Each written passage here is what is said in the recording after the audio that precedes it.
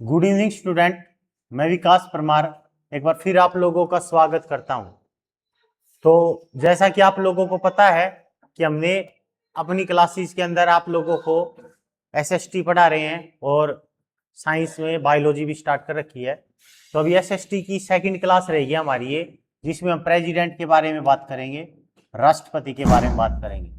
President से 2 से 3 question आपके एग्जाम के अंदर बनते हैं, तो ये इंपॉर्टेंट टॉपिक रहेगा आपके लिए, सबसे ज्यादा जरूरी टॉपिक रहेगा।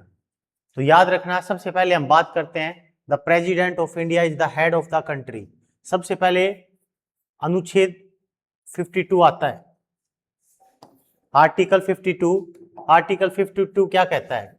आर्टिकल 52 कहता है कि भारत का एक प्रेसिडेंट होगा।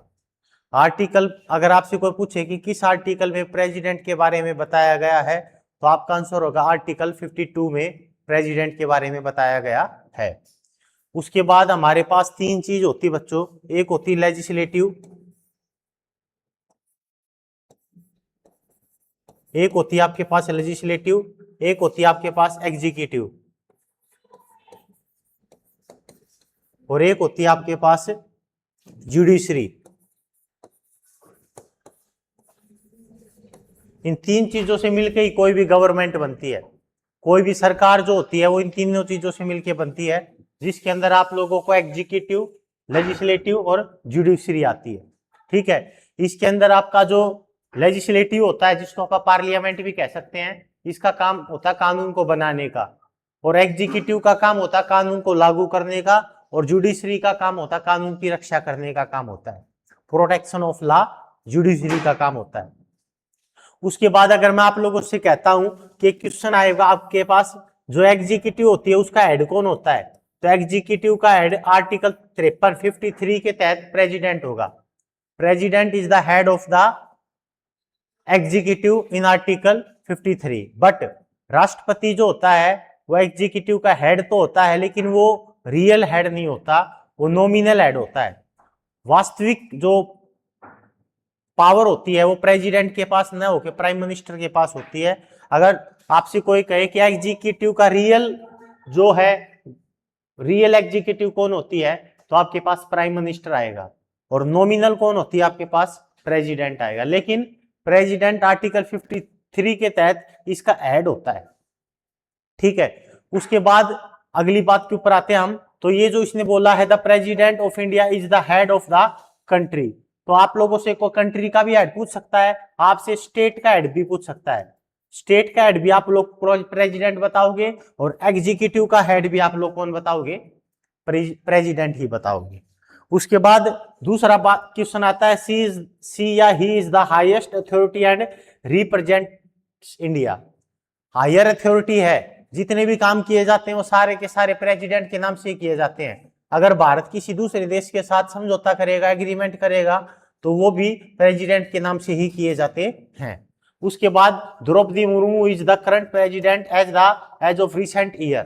ठीक है, अगर फर्स्ट प्रेसिडेंट की बात करता है तो राजेंद्र प्रसाद फर्स्ट प्रेसिडेंट थे, लेकिन फर्स्ट वाइस प्रेसिडेंट की बात करता है तो डॉक्टर सर्वपल्ली राधाकृष्णन नाम के व्यक्ति फर्स्ट वाइस प्रेसिडेंट थे। लेकिन एक क्वेश्चन और आ जाता है कि ऐसा कोई पहला वाइस प्रेसिडेंट बताओ जिसने प्रेसिडेंट के रूप में काम किया, तो उसका नाम था डॉक्टर सर्वपल्ली राधाकृष्णन। राजेंद्र प्रसाद जो था उसके बारे में क्वेश्चन ये भी आ जाता है कि राजेंद्र प्रसाद का निकनेम आजाद शत्रु भी कहा जाता है, इसको आजाद शत्रु। राजेंद्र प्रसाद के बारे में एक क्वेश्चन और आ जाता है कि राजेंद्र प्रसाद का जो घाट है जहां पे इसको दफनाया गया समाधि स्थल इसका, वो महाप्रयाण घाट है। महाप्रयाण घाट राजेंद्र प्रसाद का समाधि स्थल है। उसके बाद आगे बढ़ते हैं हम नेक्स्ट क्वेश्चन की तरफ। इंपोर्टेंस पॉइंट ऑफ प्रेसिडेंट, मैंने बता दिया हेड ऑफ द स्टेट कौन होता है, प्रेसिडेंट। लेकिन deputy head of the state पूछ लिया जाए तो वाइस प्रेसिडेंट होता है। ठीक है, अगर कॉन्स्टिट्यूशनल मतलब पोजीशन की बात की जाए तो कॉन्स्टिट्यूशनल पोजीशन में फर्स्ट पोजीशन पे आता है प्रेसिडेंट, एंड सेकंड पोजीशन पे आता है वाइस प्रेसिडेंट। उसके बाद अगर कोई व्यक्ति प्रेसिडेंट बनना चाहता है तो उसके लिए कुछ क्वालिफिकेशन होनी चाहिए, उसके लिए कुछ कंडीशन होनी चाहिए। तो क्वालिफिकेशन के अंदर पहली क्वालिफिकेशन तो होनी चाहिए कि the president is the first citizen of India. पहला सिटीजन ऑफ इंडिया जो है वो कौन होता है, आपका प्रेसिडेंट होता है। क्वालिफिकेशन के बारे में बात करते हैं तो पहली क्वालिफिकेशन है कि भैया वो इंडिया का सिटीजन होना चाहिए। इंडिया का क्या होना चाहिए? वो सिटीजन होना चाहिए। तो जो व्यक्ति इंडिया का सिटीजन है वही क्या कर सकता है? राष्ट्रपति के लिए अपना चुनाव लड़ सकता है या नामांकन भर सकता है। ठीक है। एज उसकी कम से कम 35 साल होनी चाहिए, एज 35 ईयर होनी चाहिए। तीसरी बात, वो पागल नहीं होना चाहिए, वो दिवालिया नहीं होना चाहिए। और उसके बाद एक और होता है कि जो पार्लियामेंट होती है, पार्लियामेंट उसकी 3 पार्ट होते हैं, लोकसभा, राज्यसभा एंड प्रेसिडेंट। तो प्रेसिडेंट जो होता है वो आर्टिकल 79 के तहत इसका पार्ट होता है पार्लियामेंट का। अगर आपसे कोई कहे कि प्रेसिडेंट किस आर्टिकल के तहत इसका पार्ट होगा तो आपका आंसर होगा 79 आर्टिकल के तहत होगा। ठीक है। और प्रेसिडेंट लोकसभा का सदस्य नहीं होता और ना ही राज्यसभा का सदस्य होता, बट अगर कोई व्यक्ति प्रेसिडेंट बनना चाहता है तो उसको लोकसभा का सदस्य बनने की योग्यता रखनी पड़ेगी। ठीक है। तो आर्टिकल 52 के तहत भारत का क्या होगा बच्चों? राष्ट्रपति होगा। ठीक है। उसके बाद क्वालिफिकेशन मैंने आपको बता दी, भारत का नागरिक हो, एज कम से कम 35 साल हो, वाइस प्रेसिडेंट की भी एज कम से कम कितनी होनी चाहिए? 35 साल। प्रेसिडेंट जो होता है ना वो तो लोकसभा का सदस्य बनने की उसके पास क्वालिफिकेशन होनी चाहिए, बट मेंबर नहीं होना चाहिए। उसी प्रकार वाइस प्रेसिडेंट जो होता है ना वो राज्यसभा का, किसका?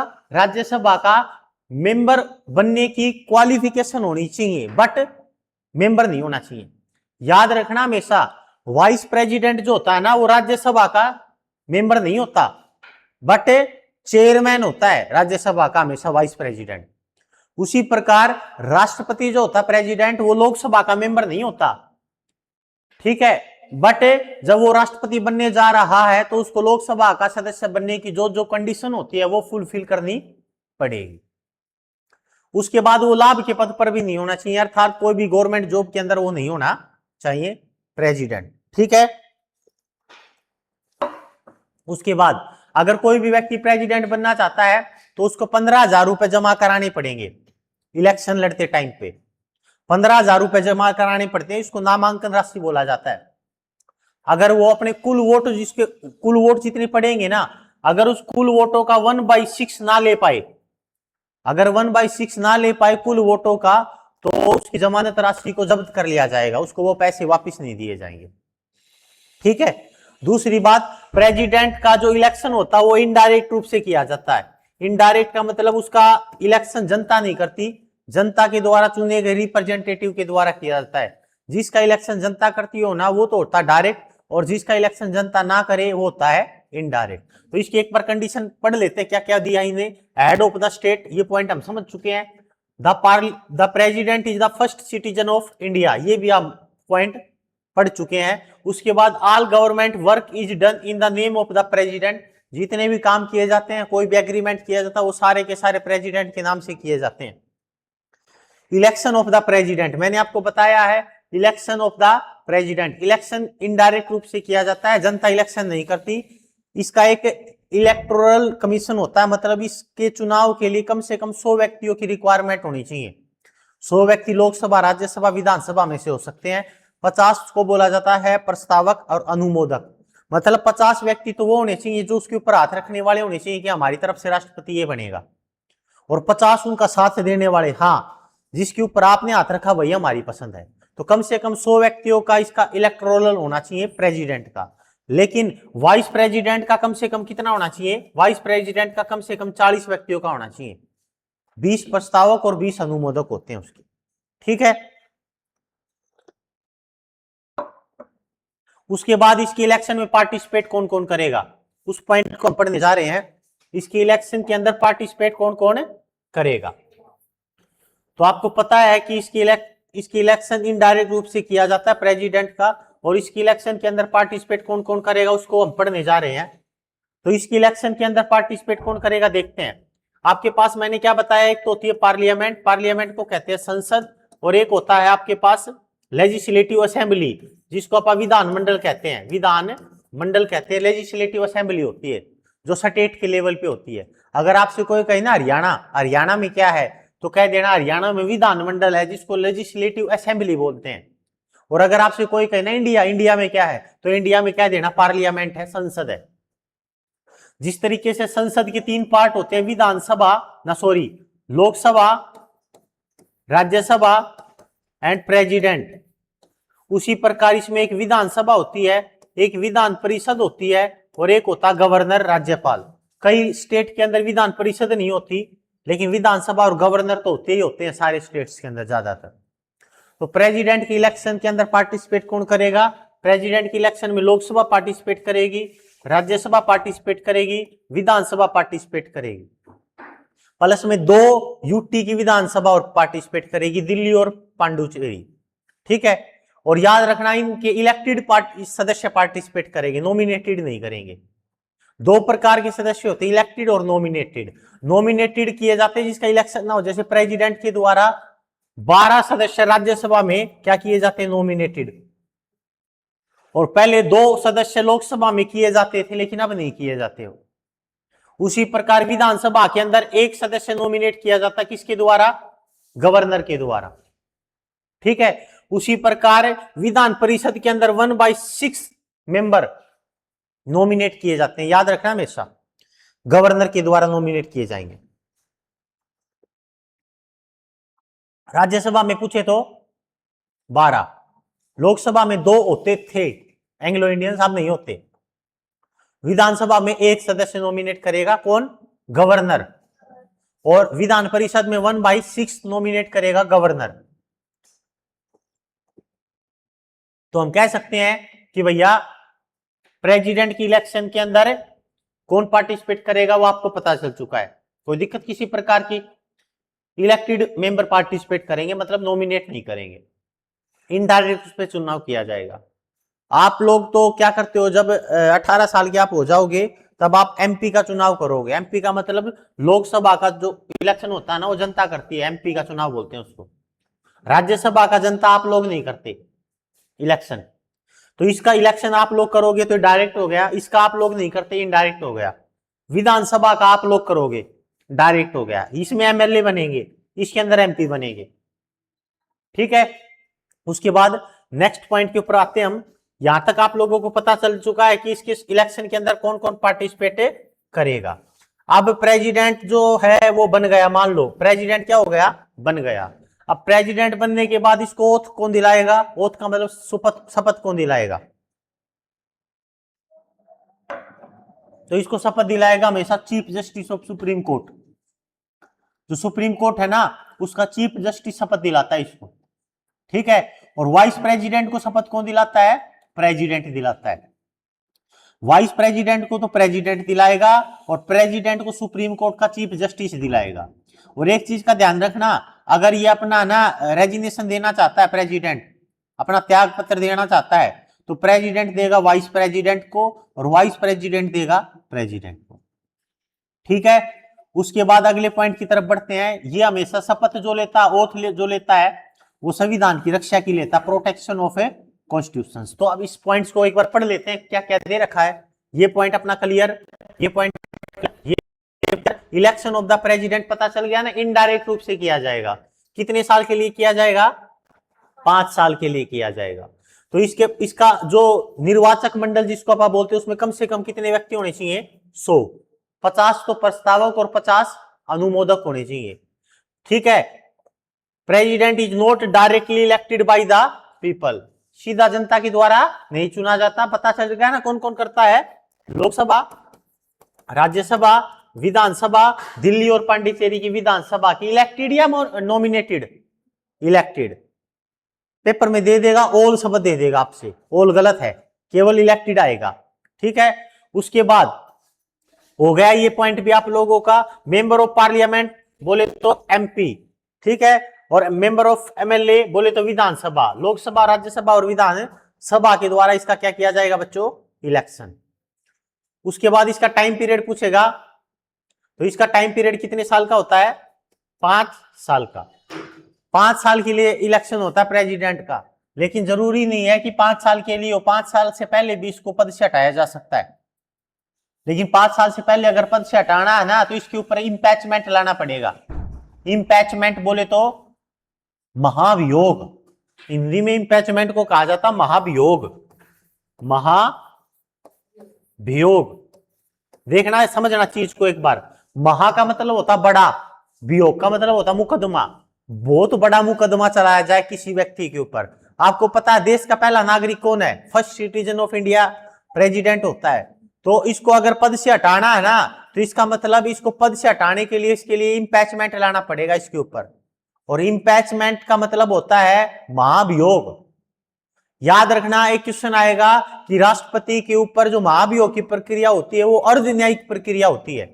एक तो होती है पूरी की पूरी जुडिशरी न्यायिक प्रक्रिया, जिस तरीके से आप कोई अपराध कर दो, आपने अगर कोई मर्डर कर दिया ना, तो आपका केस चलेगा कोर्ट के अंदर, सुप्रीम कोर्ट चाहे हाई कोर्ट में चले। तो जिस व्यक्ति का केस कोर्ट में चले ना, उसको बोलते हैं न्यायिक प्रक्रिया, जुडिशरी प्रोसेस। बट प्रेसिडेंट देश का पहला नागरिक है, फर्स्ट सिटीजन है, इसलिए इसके ऊपर जो महाभियोग नहीं चल सकता। इसके ऊपर जो लगेगा ना केस, वो पार्लियामेंट के अंदर लगेगा। सुप्रीम कोर्ट हाई कोर्ट में इसकी केस नहीं चलेगा। इसका केस चलेगा कहां पर है? पार्लियामेंट में। मतलब इसको उसके पद से, प्रेसिडेंट को उसके पद से कौन हटा सकती है? तो आपका आंसर होगा सीधा पार्लियामेंट हटा सकती है, बोले तो संसद हटा सकती है उसको उसके पद से, प्रेसिडेंट को। समझ में आई बात? पहला क्वेश्चन, राष्ट्रपति का टाइम पीरियड 5 साल का, टेन्योर कितना? 5 साल का। तो क्या प्रेसिडेंट के टेन्योर को 5 साल से पहले खत्म किया जा सकता है? हाँ। उसके ऊपर क्या लाना पड़ेगा? इंपैचमेंट, महाभियोग। वो किस आर्टिकल के तहत लाया जाएगा? आर्टिकल 61 के तहत लाया जाएगा।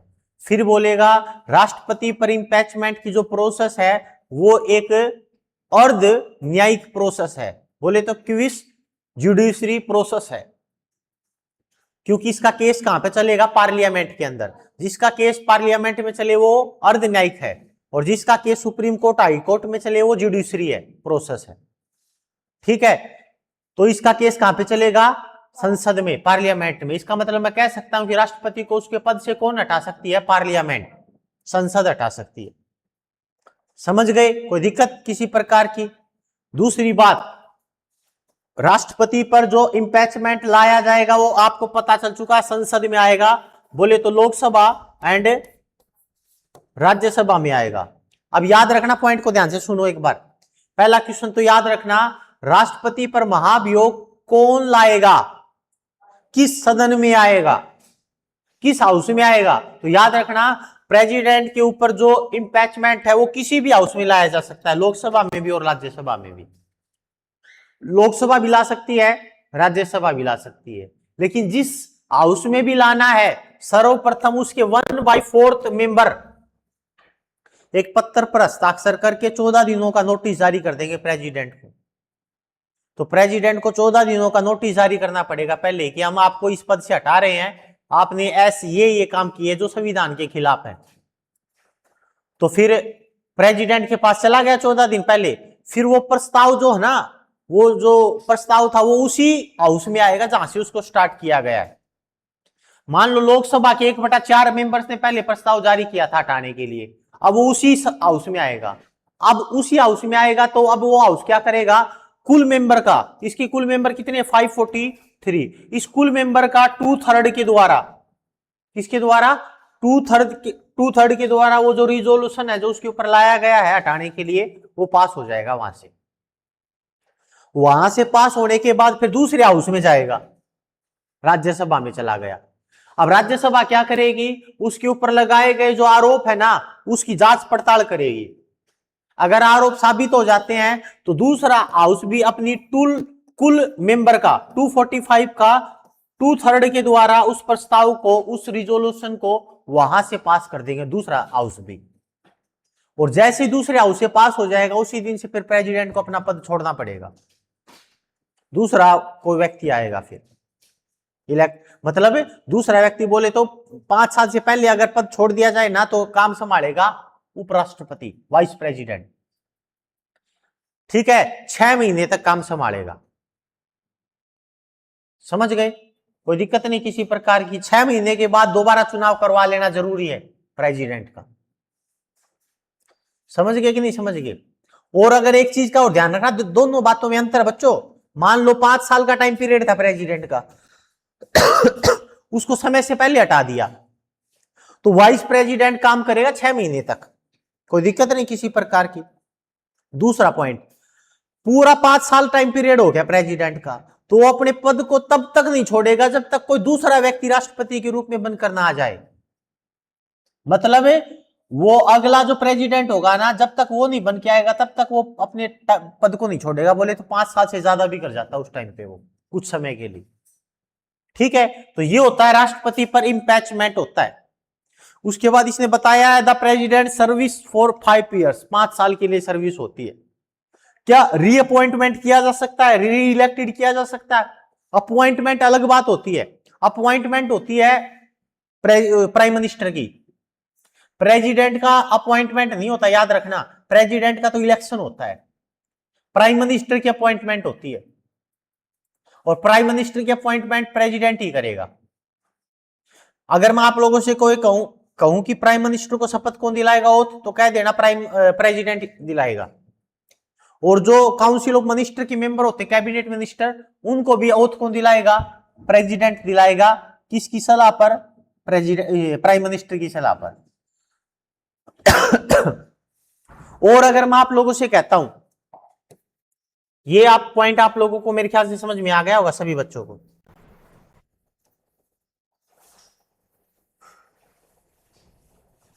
अब दूसरे पॉइंट में अगर आप लोगों से कहता हूं बच्चों, मैं ये कहता हूं कि मान लो मैंने आपको कहा कि एक तो प्राइम मिनिस्टर और एक कैबिनेट मिनिस्टर, इनको ओथ कौन दिलाएगा? हमेशा प्रेसिडेंट दिलाएगा।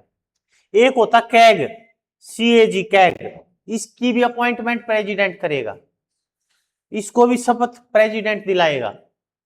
एक होता इलेक्शन कमीशन, इलेक्शन कमीशन जो होता है उसको भी ओथ कौन दिलाएगा? प्रेसिडेंट दिलाएगा।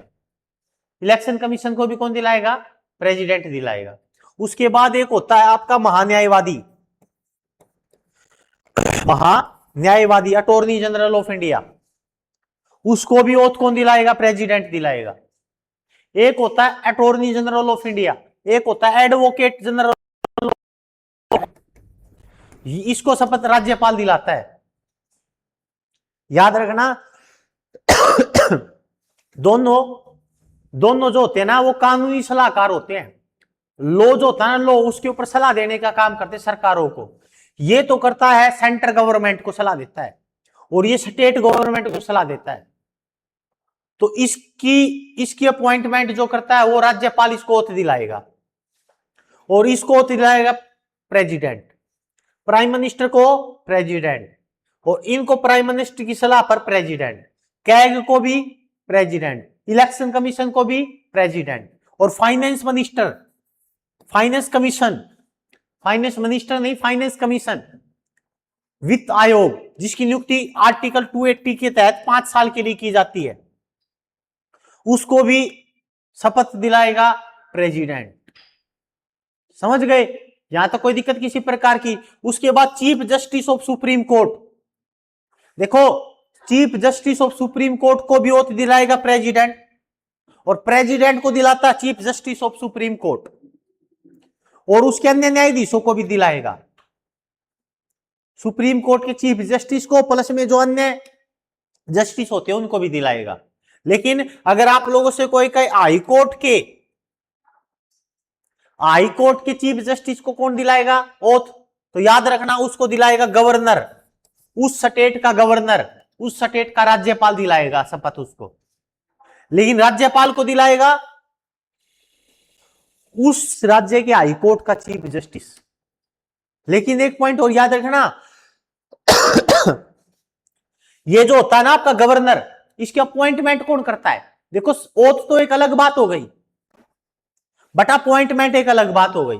अपॉइंटमेंट तो राज्यपाल की करेगा प्रेसिडेंट, बट इसको ओथ दिलाएगा उस राज्य के हाईकोर्ट का चीफ जस्टिस। समझ गए? कोई दिक्कत? तो बताना पीएम को कौन? प्रेसिडेंट, इनको भी प्रेसिडेंट, कैग को प्रेसिडेंट, इलेक्शन कमीशन को प्रेसिडेंट, और जो फाइनेंस कमीशन है 5 साल के लिए president, chief Justice of Supreme Court को प्रेसिडेंट, ठीक है, और ये अटॉर्नी जनरल ऑफ इंडिया को प्रेसिडेंट, और एडवोकेट जनरल को गवर्नर, ठीक है। और गवर्नर की अपॉइंटमेंट प्रेसिडेंट, बट गवर्नर को ओथ हाई कोर्ट का, संबंधित हाई कोर्ट के चीफ जस्टिस दिलाएगा उसको। जहां तक पॉइंट समझ में आ गया सभी बच्चों को, कोई दिक्कत किसी प्रकार की? कोई दिक्कत नहीं। उसके बाद आगे बढ़ते हम। देखो अब आइए इसकी क्वालिफिकेशन, मैंने आप लोगों को करा दी है, लेकिन अब ये बोल रहा है क्वालिफिकेशन के बारे में, देख लेते हैं एक बार इसको। क्वालिफिकेशन आपको पता है, to become president a person must be Indian citizen, Indian citizen होना चाहिए। एक चीज का ध्यान रखना, जो सिटीजनशिप है ना इंडिया ने, इंडिया के अंदर सिंगल सिटीजनशिप है। कैसी है? सिंगल सिटीजनशिप है। और इंडिया ने सिंगल सिटीजनशिप कहां से ली है? ब्रिटेन से ली है। कहां से ली है? ब्रिटेन से ली है। ठीक है। और अमेरिका के अंदर ड्यूल सिटीजनशिप है, याद रखना इस पॉइंट को भी। ठीक है। आप लोग अगर हरियाणा हो ना, हरियाणा के, तो आप हरियाणा के ये नहीं कह सकते कि मैं हरियाणा का नागरिक। आप सिटीजन हो इंडिया के, आप हरियाणा के सिटीजन नहीं हो। आप हरियाणा के निवासी हो सकते हो, बट सिटीजन नहीं हो सकते। नागरिक में और निवासी में अलग अंतर होता है। उसके बाद एज कम से कम कितने साल होनी चाहिए? 35 ईयर्स। ठीक है। To be eligible to become a member of Lok Sabha. तो अगर आपसे कोई कहे क्या लोकसभा का मेंबर होना चाहिए, क्या लोकसभा का मेंबर होना चाहिए? बताओ। लोकसभा का मेंबर नहीं होना चाहिए, बट लोकसभा का मेंबर बनने की कंडीशन होनी चाहिए। कोई दिक्कत किसी प्रकार की? यहां तक any any problem? No problem. उसके बाद आगे बढ़ते हैं। अब देखो भैया, ये आ गए आपके पास, इसने एग्जीक्यूटिव पावर के बारे में बात की है। एग्जीक्यूटिव पावर में अपॉइंटमेंट किस किस की करेगा? तो मैंने बता दिया, प्राइम मिनिस्टर की अपॉइंटमेंट करेगा, प्रधानमंत्री की। अगर आपसे कोई कहे कि क्या प्रधानमंत्री का इलेक्शन होता है, बताओ, क्या प्रधानमंत्री का इलेक्शन होता है? नहीं होता। प्रधानमंत्री का कभी भी इलेक्शन नहीं होता। प्रधानमंत्री का अपॉइंटमेंट होती है, जो प्रेसिडेंट के द्वारा की जाती है। याद रखना, प्राइम मिनिस्टर जो होता है उसका वो लोकसभा का या राज्यसभा का मेंबर होना चाहिए, प्राइम मिनिस्टर, और प्रेसिडेंट मेंबर नहीं होना चाहिए। सुनो ध्यान से, अगर आप लोग है ना, देखो मैंने क्या बताया, प्राइम मिनिस्टर जो होता है, चाहे तो लोकसभा चाहे राज्यसभा, इनमें से किसी का भी क्या होना चाहिए? मेंबर होना चाहिए, तभी वो प्राइम मिनिस्टर बन सकता है। लेकिन प्रेसिडेंट इनमें से किसी का भी मेंबर नहीं होना चाहिए, बट बनते समय इसका मेंबर की कंडीशन होनी चाहिए, क्वालिफिकेशन की। एक चीज का और ध्यान रखना, मान लो प्राइम मिनिस्टर ना तो इसका मेंबर और ना ही इसका मेंबर, फिर भी बन सकता है प्राइम मिनिस्टर वो, लेकिन मात्र 6 महीने के लिए, मात्र 6 महीने के लिए बन सकता है। इसका मतलब क्या हुआ? अगर कोई व्यक्ति प्राइम मिनिस्टर बनता है ना, तो उसको लोकसभा का और राज्यसभा का मेंबर तो होना चाहिए। लेकिन अगर कोई व्यक्ति नहीं है ना मेंबर, तो वो 6 महीने तक प्राइम मिनिस्टर बन सकता है। 6 महीने के अंदर अंदर उसको लोकसभा या राज्यसभा किसी भी एक की मेंबरशिप लेनी पड़ेगी, सदस्य बनना पड़ेगा उसका, वरना फिर वो प्राइम मिनिस्टर के पद पर नहीं रहेगा। तो अपॉइंटमेंट किसकी करता है? एक तो प्राइम मिनिस्टर की करता है और एक मिनिस्टर्स की करता है। मिनिस्टर के अंदर क्या आ गए? कैबिनेट मिनिस्टर आ गए। उसके बाद गवर्नर की करता है, मैंने बताया था ना गवर्नर की भी करेगा। लेकिन गवर्नर को ओथ कौन दिलाएगा? संबंधित राज्य के हाई कोर्ट का चीफ जस्टिस ओथ दिलाएगा उसको। उसके बाद लेजिस्लेटिव पावर, उसकी जो लेजिस्लेटिव पावर है वो क्या है, वो बताता हूं मैं आप लोगों को। लेजिस्लेटिव पावर के बारे में बात करते हैं, समन पहुंचाता पार्लियामेंट को वो, ठीक है। और बिल, कोई भी बिल जो होता है वो तभी बनता है जब प्रेसिडेंट के साइन हो जाते हैं उसके ऊपर। मैंने आपको बताया है, लॉ बनाने का काम किसका होता है बच्चों? पार्लियामेंट का काम होता है। लोकसभा, राज्यसभा एंड प्रेसिडेंट का काम होता है लॉ बनाने का। तो लॉ तभी बनेगा जब प्रेसिडेंट के उसके ऊपर सिग्नेचर हो जाएंगे, तभी लॉ बनेगा, तब तक लॉ नहीं बनेगा वो। समझ गए? तो एग्जीक्यूटिव लेजिस्लेटिव पावर के अंदर क्या गया? एक तो पार्लियामेंट को समन, अगर आप लोगों से कोई कहे कि सेशन होते, 3 प्रकार के सेशन होते हैं, एक होता बजट सत्र, एक होता मानसून सत्र और एक होता शीतकालीन सत्र। ये सत्र चल रहे होते हैं तभी पार्लियामेंट की मीटिंग होती है, और जब मीटिंग होगी ना तभी उसके सेशन बुलाए जाएंगे। समझ गए? उन सेशंस को बुलाने का जो अधिकार होता है वो किसके पास होता है? प्रेसिडेंट के पास होता है। सेशन को बुलाने का अधिकार किसके पास होता है? प्रेसिडेंट के पास होता है। उसके बाद give assent to bill makes them law, मतलब जब तक वो इसके अंदर रहेगा ना, लोकसभा और राज्यसभा के अंदर, तब तक तो वो बिल कहलाएगा। जैसे ही प्रेसिडेंट के उसके ऊपर साइन हो जाएंगे तब वो क्या कहलाएगा, लॉ कहलाएगा, तब वो क्या कहलाएगा, लॉ। उसके बाद है अगला पॉइंट है जुडिशरी पावर। उसकी जुडिशरी पावर के अंदर क्या क्या आता है, can give pardon for give of the punishment. एक क्वेश्चन आएगा आर्टिकल 72, आर्टिकल 72 क्या कहता है, आर्टिकल 72 कहता है कि प्रेसिडेंट किसी की मौत को भी माफ कर सकता है।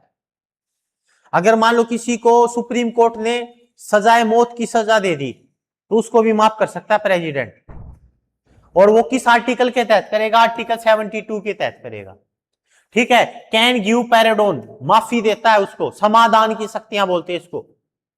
तो अगर आपसे कोई कहे कि जो पावर है पैराडोन की वो किस आर्टिकल में है, 72, और गवर्नर के पास किस आर्टिकल के तहत है, 161, इस आर्टिकल के तहत गवर्नर के पास पैराडोन की पावर्स होती है, बट वो मृत्युदंड को खत्म नहीं कर सकता, गवर्नर ये कर सकता है मृत्युदंड को खत्म। उसके बाद मिलिट्री पावर, तीनों सेनाएं जो होती है ना आपकी, स्थल सेना, वायुसेना, जल सेना, तीनों का सुप्रीम कमांडर जो होता है वो आपका कौन होता है, प्रेसिडेंट ही होता है। देखो, president is the supreme commander of A armed force, तीनों प्रकार के आर्म्ड फोर्स का। उसके बाद इमरजेंसी पावर, ठीक है, इमरजेंसी तीन तरीके से लगती है, आर्टिकल 352, आर्टिकल 356 और आर्टिकल 360, तीन तरीके से इमरजेंसी लगती है देश के अंदर। इस 352 वाली इमरजेंसी को नेशनल इमरजेंसी कहते हैं, किसी देश के अंदर लगेगी, इंडिया के अंदर लगेगी। ये कब लगती है, जब एक देश का किसी दूसरे देश के साथ युद्ध हो जाए आपस में, तब लगेगी ये इंडिया में अब तक 3 बार लग चुकी है। पहली बार 1962 में लगी थी, सेकंड बार 1971 में लगी थी, थर्ड बार 1950 में लगी, 55 में लगी थी। ठीक है, ये इंटरनल रीजन के कारण लगी थी, और ये अटैक के कारण लगी थी, ये वार के कारण लगी थी, और ये इंटरनल। इस समय इंदिरा गांधी की सरकार थी, तब देश में सारी जनता सरकार के खिलाफ हथियार लेके खड़ी हो गई थी। 356 का जो आर्टिकल होता है वो किसी राज्य में, किसी स्टेट में आपातकाल लग जाना, इमरजेंसी लग जाना। ठीक है, इसको लगाने का अधिकार प्रेसिडेंट के पास होता है, लेकिन गवर्नर की सलाह पर। इसको लगाने का अधिकार प्रेसिडेंट के पास होता है, ठीक है, बट कैबिनेट मंडल की सिफारिश पर। और ये होता है फाइनेंस इमरजेंसी, देश में वित्तीय आपातकाल। यह अभी तक एक बार भी नहीं लगा देश के अंदर। ठीक है, तो ये क्या कह रहा है, emergency power can declare national emergency and state emergency. State emergency 356, national emergency 352। एक पॉइंट का और ध्यान रखना, 356 वाला आपातकाल है ना, एक बार में स्टार्टिंग में 1 वर्ष के लिए लगता है, उसके बाद आगे 6 महीने के लिए बढ़ सकता है, और बढ़ाने का अधिकार पार्लियामेंट के पास होता है। मैक्सिमम कितना भी लग सकता है, बढ़ाते रहो बढ़वाते रहो पार्लियामेंट से। ये मैक्सिमम 3 साल के लिए लग सकता है बस। ठीक है, और ये इसकी अवधि 2 मंथ की होती है बस। उसके बाद 1 वर्ड शॉर्ट क्वेश्चन के ऊपर बात करते हैं, who is the head of the president India, बता दो इस आंसर। आर्टिकल बता दिया ना, head of the India president, कोई दिक्कत नहीं किसी प्रकार की। दूसरा, टर्म ऑफ प्रेसिडेंट 5 इयर्स।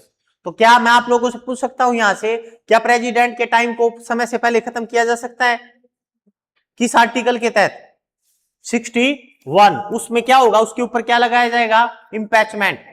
इंपैचमेंट कौन से हाउस में लगाया जाता है, किसी भी हाउस में लगाया जा सकता पार्लियामेंट के, लेकिन उसमें शुरुआत में कितने मेंबर, 1/4।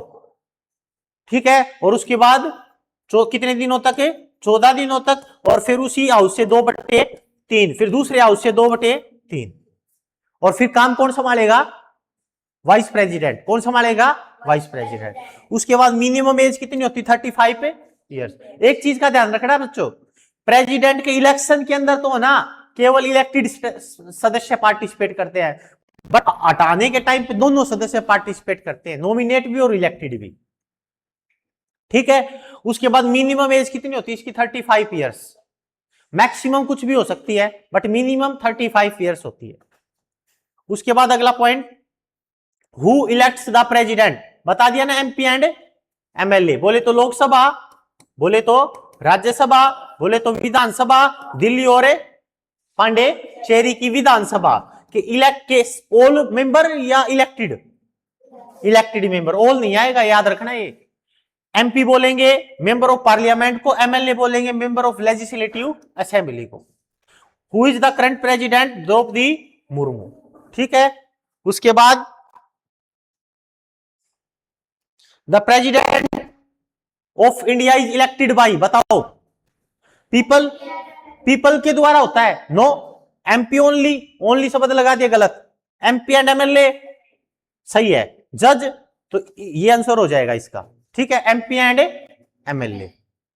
उसके बाद minimum age to become president 35 years. अच्छा एक बात बताओ, लोकसभा का मेंबर बनने के लिए 25, ठीक है, राज्यसभा का मेंबर बनने के लिए 30, प्रेसिडेंट बनने के लिए 35, वाइस प्रेसिडेंट बनने के लिए 35, वोट डालने के लिए 18 साल, सरपंच का चुनाव लड़ने के लिए 21 साल,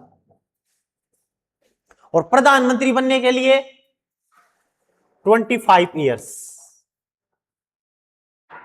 समझ गए? कोई दिक्कत किसी प्रकार की, एनी बड़ी प्रॉब्लम? यहां तक कोई दिक्कत नहीं। उसके बाद टर्म ऑफ प्रेसिडेंट बता दिया मैंने कितने साल बच्चों, 5 इयर्स। कंप्लीट हो गया शायद, लगता है हमको। तो मेरे ख्याल से आप लोगों को ये पूरा का पूरा प्रेसिडेंट का टॉपिक समझ में आ गया होगा। कोई भी क्वेश्चन आपका अब नहीं रहेगा यहां से, ठीक है। तो आज के लिए बच्चों इतना ही, मिलते हैं ब्रेक के बाद, तब तक दुआओं में याद रखना। Thank you.